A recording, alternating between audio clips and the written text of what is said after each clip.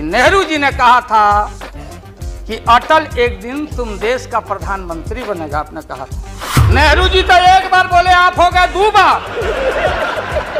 आप तो जान छोड़िए मुल्क का। और हमारे साधु लोग जो ये बैठे हैं, देखिए इसी रूप में रहता तो गोसाई बाबा बोलता बोलो भोला, तब गोसाई पीछे से खोदता, तब ध्यान दे घंटी करके आप तो बिना हरे फिटकिरी का कोई ना कोई पद ले ही लेते हैं। बुद्धिजीवी बुद्धि नहीं है, लेकिन बुद्धि से जी रहे थे। हमारे मुंह में सीधे 32 दांत है, उनके पेट में 29 के दांत है, जो वहां चले गए। हम लोग के पुरोहित ये अडवाणी जी कैसे हो सकते हैं? इस बार हम लोगों ने साइंटिफिक तरीका से काम किया ही, समझ लीजिए।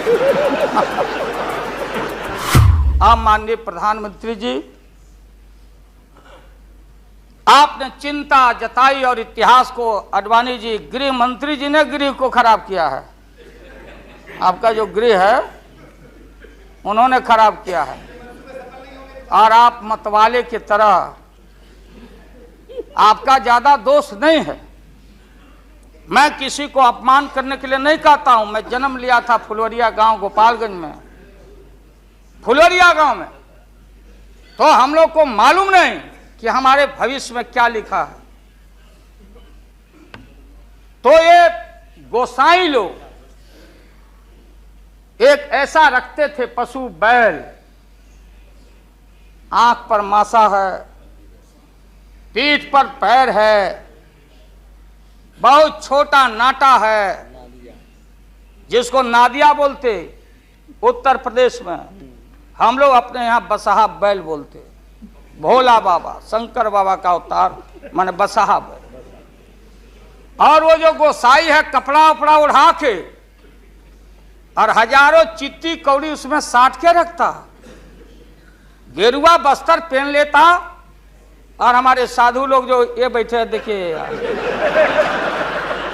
इसी रूप में रहता। वो बेचारा गरीब है, वो लेके गांव गांव घूमता, मेरे गांव चला आया मेरे पास। मेरी माँ बैठा दी ओरी के नीचे खपड़ा घर के, देखो बाबा देखवा दो मेरे बेटे के भाग में क्या लिखा हुआ है। ये हम ही अकेले नहीं, लाखों लोग जो गांव से आते उनको इन बातों की जानकारी है।